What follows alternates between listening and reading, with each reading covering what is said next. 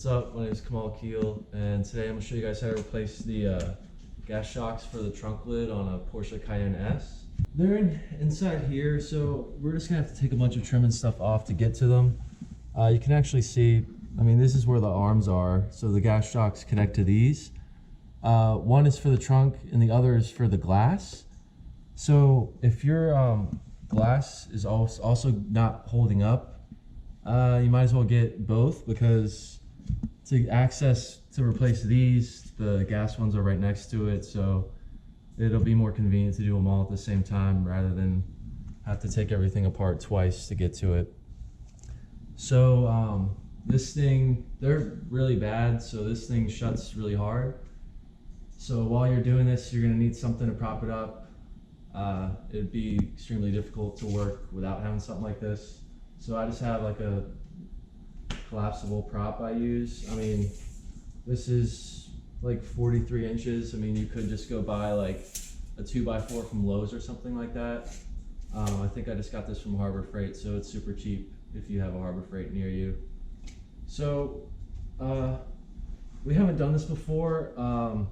My dad replaced his on the red Cayenne, which you guys have probably seen in other videos. So these aren't the Porsche ones, because those are pretty expensive. It was $111 for both of these shipped from Pelican Parts. I'll put the link in the description where you can get these. And Pelican Parts does also sell you the Porsche ones, but they're like almost twice the price, I think. And I was just reading the reviews, and a lot of people said that, you know, it doesn't really make a difference which ones you get. I mean, these are more like a maintenance item than something that goes bad, because I've heard that, I mean, throughout the life of the vehicle, you might have to replace them 3 times or more. I'm not sure. I mean, my dad uses his trunk a lot, and he's only had to replace them once. So it could be possible that if you never open your trunk, they go bad, because he's always opening and closing his. So I quickly looked up how to do this, and you are supposed to take off like a lot of the trim all the way up to this the seat pillar, but I'm thinking we can get away with just the trim back here. So the first thing we're going to start with is just popping off this light right here. So under here, I know it's kind of hard to see, but this side there's just a little area where you can get it, and there's a bigger area over here, so I'm going to try to get it on this side, but oh wait. Okay, so this side is the one you want to do, because as you can see, there's this collapsible metal clip, so you just gotta push on that, and then it should pop down on this side, and then you can just pop the connector off. Looks like this trim piece is above these, so we'll pop this one off next. So when you're doing this, just be careful, because you're gonna reuse everything. You don't want to break the clips, because it might not hold up as well. I'm using this tool. Once I get this off, I'll show you more clearly what I'm doing. But basically, I'm just trying to prevent, well, see, you can see right here, this whole thing has plastic on it with these metal clips. So if you just yank on it with your hands, sometimes these will stay in and it'll break the plastic piece here. So it's better to get something in there, and I wedged it here and pushed down. That's like the safer way to do it. I know when I was gutting my 350Z, I was just yanking everything off, but that's because I wasn't planning on putting anything back on. So yeah, you could probably yank this down, but you might break some stuff, so just be careful. So I'm just sticking this in there, wedging it in, around this, and then if you just twist this, it'll push it down. So as you can see, well, I had one pop out, but luckily the plastic part didn't break. And that was basically what I was trying to explain to you guys, is if you yank this down and this just pulls straight through and the plastic pieces break, I mean, you're gonna have to order a whole new trim piece of this. It's not something like a door trim panel where you can just replace a plastic clip. So just be careful. I mean, if one breaks, I'm sure it'll still hold up there well, but it's just a heads up for you guys if you want to try to preserve all your clips. There's this little thing here. You just pop that down. Looks like it's a T30 screw. We'll just unscrew that. And then it looks like there's just more clips up here. So that's a good example. You can see just how tight they are in there, and the plastic's kind of delicate. So it's better to try to get them out this way than just yanking on them.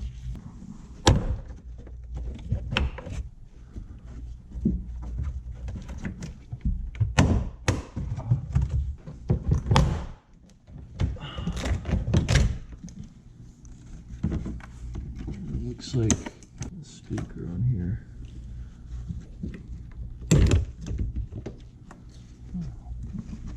So as you guys could see, some of them are behind here, so I had to yank on it to get it out, but kind of messed the speaker up in the process. Okay, we can crazy close.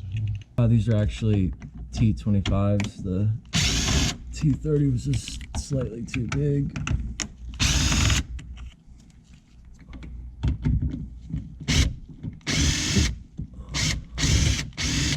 This one's just,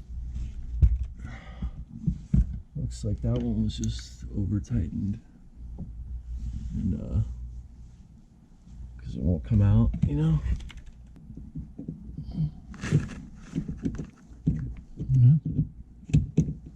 There you go. Okay, good job. So I don't know if y'all were able to see that. This one T25 in this location right here, I guess it was just tightened to where it messed up the threads. So what I did is I actually just wedged this while my dad screwed it out. So that's how, otherwise it was just like just spinning in there. So if you like put pressure on it while trying to get it out, usually it will. So instead of rather just prying this off and breaking it, there's this foam piece here, and it has dum-dum stuff, the gooey sticky stuff, which you'll see on the inside of door panels just to prevent water from getting in the car. So it looks like the same thing here. See how it goes all the way back there? Maybe it would be easier to take the headliner down just a little bit, but before we actually pull this down, I'm gonna try to just open this part and see how much access we have. Oh, this is pretty gooey. Yeah. These gas shocks have these little metal clips on them, like on each side, and you can actually use like a pocket screwdriver and kind of pry it up like that, which allows you to take it off easier, because when they're down in there, I mean, it's possible to yank this off without messing with the clip, but it's more difficult. And the other thing you just gotta watch out for is sometimes when you're trying to pry them off, this metal clip will, you know, shoot off and you might lose it. So just be aware of that. Just it.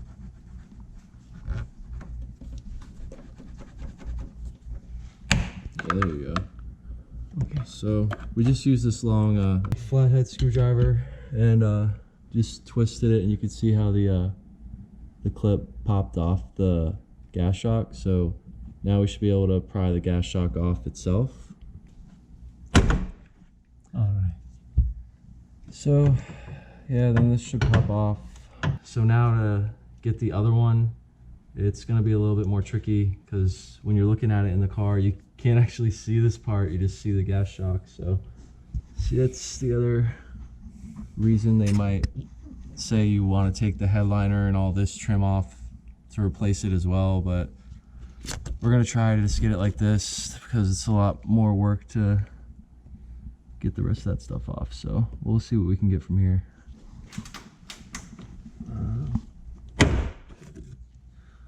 As y'all can see, I pried that one off without first releasing the metal clip.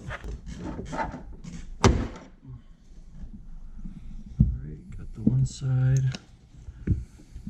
So what I'm doing now is actually taking out the glass shock, because it looks like it's like barely there, but you can't get it out, because as you can see in the hole right here, see the front section of the shock where the little knobby part is that actually goes on to the stub that holds it in place.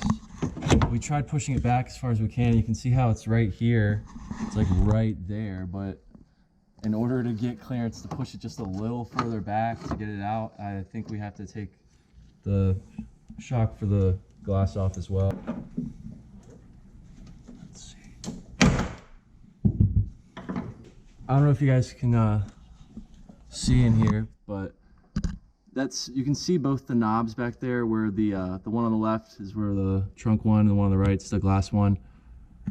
Basically, you have to take the glass one off so you have extra room to fit the back of this part in between the two, so you can drop it down to get it out. I guess the trick is you can take this one off first. You're gonna have to take it off anyways. So for both on the back sides, I just used the pry bar and just popped them off. It's super hard to access this clip with the little space you have, but I did release the clip on the side closer to here. So we're gonna go on with the new one now. Let's see how fun this is. Hopefully you just slide this up in between the two, and then you're able to put that part in and then adjust it to where you need it. Once I had it lined up around that ball, I just used this and pushed it that way and it popped right in. So as you guys saw, when we took this trim piece off, the speaker like broke. This is like all the wire they give you, so when you do like pull it to pop out the metal clips on that side, this connector just I guess it's just been in the speaker for a while, so it was pretty sturdy in there, and just yanked the speaker off and broke it.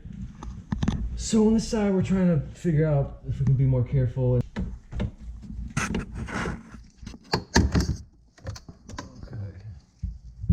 Alright, this one came out in one piece. Oops. So with this side, I just used this tool to make sure I could pry as much of these as I could. I mean, it just takes a lot of looking around with the light, but if you do it that way rather than yanking it off like I did on this side, you should be able to not snap this off. If you're a little bit careful, you should be able to get this off without breaking anything. And you can see some of the metal clips aren't here, just trapped in here. So just get some like pliers, and they're pretty tricky to get out. Okay. So yeah, these are really hard to get out, but to get it out, I just grabbed it with pliers, yanked it out. They stay in there pretty well. So on that side, we actually still haven't popped the shock in towards the front. So we decided we're gonna take the C-pillars off and then see if we can bring the headliner down a little bit, which might give us better access to the front of them. So you just gotta pry this airbag thing off. It looks like there's a T20 or T25 screw in there.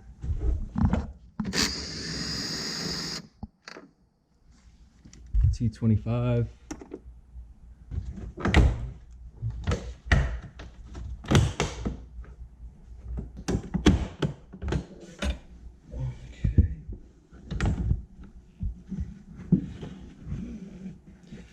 So for this one, it was this one screw at the top, and then you have these two clips on the left and right. And you guys might have saw when I had it like this, I used this tool to pop out the one in the back here. So for the headliner, there's like a plastic pieces here. I kind of just pulled it really quickly to pop it down. I just stuck a box of gloves in here, which it does give you a lot better access to inside here. I have the metal clip popped to the side in order to get this on easier. See, when the trunk is not all the way open, you won't be able to get the new ones in there because the gas shock goes past the point where the ball needs to snap on. So you need someone to push the trunk all the way open for you. And you can push it all the way open now. And that actually brings it back so that you can snap this. Is it all the way open? Oh, there we go. Yeah, when you see, it's pretty finicky, but when it's all the way open, that should go on pretty easy. And then you can just snap your metal clip on there and you're good to go. This was definitely easier with popping the headliner down, which to do that, we had to take those two pieces off. It allowed us to get the rest of the foam piece out, which isn't really fun. Dum-dum is sticky and messy. But now that we have the trunk gas shock in, we can put back in the glass shock, which I didn't think we would have to take that off to do it, but you do. So, yeah. Alright, so we just finished getting in both of these. As far as the metal clips for the glass part, I ended up being able to snap them on with the metal clips actually down. Wasn't that hard, but yeah, I started by clipping them on the rear first, then at the front. And when you're doing that, you need to literally have the trunk pushed all the way open, because these are, you know, you can't really compress them yourself. So like the little ball point is like right here. When we had the prop, it was like in this area. So when my dad opened the trunk all the way, it brought it out so you could pop it on. So it is helpful if you have a second person helping you out. And what we just realized is the trunk's actually holding itself up now. So this shock and the glass shock actually both hold the hood up. And then when you open the glass, that part can open itself separately. So if you're always replacing these and you've never replaced the glass ones and you're wondering like why these don't work well, it might be because you should replace both of them as a pair, and that actually helps open the trunk way better.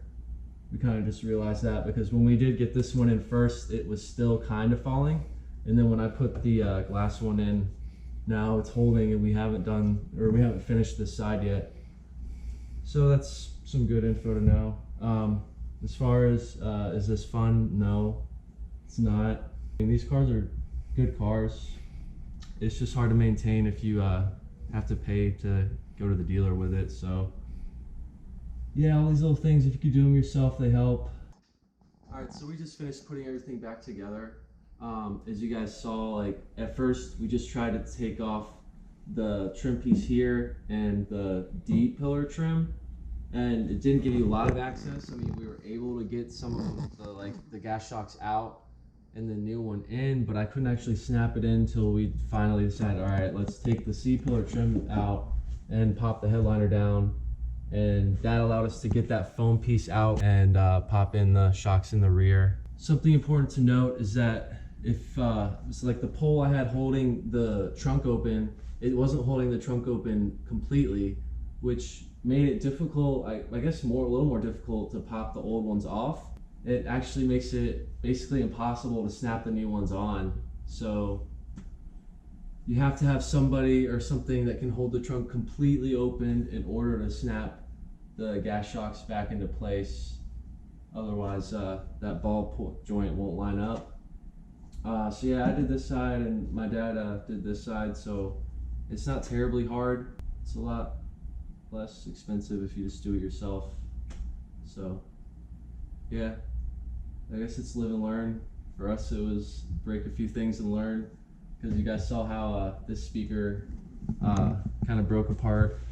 On this side, we were a little more careful, and instead of yanking it, like I was telling you guys, I just kind of held it as much as I could to find where I needed to put my pry tool to pry those metal clips off.